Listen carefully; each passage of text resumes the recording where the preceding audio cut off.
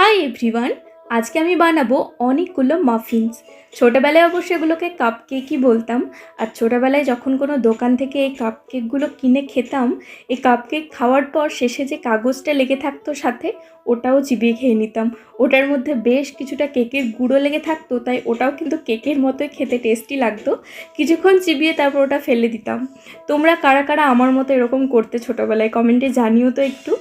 আর আজকে এই মাফিনগুলো কিন্তু কোনো অর্ডারের নয় বা বাড়ির জন্যও বানাইনি। আমার অনেক দিনের ইচ্ছে ছিল যে কিছু ছোট বাচ্চাদের মাফিন বানিয়ে খাওয়াবো। তো আজকে ফাইনালি সেগুলো বানাচ্ছি। আমি বেশ অনেকগুলোই বানিয়েছিলাম। প্রথমে দুটো ব্যাচ আমি মাইক্রোওয়েভে বানিয়েছিলাম, তারপর কিছু গ্যাসেও বানিয়েছিলাম। আর এই মাফিনগুলো আমি দিয়েছিলাম আমার বাবার স্কুলের ছোট ছোট বাচ্চাদের।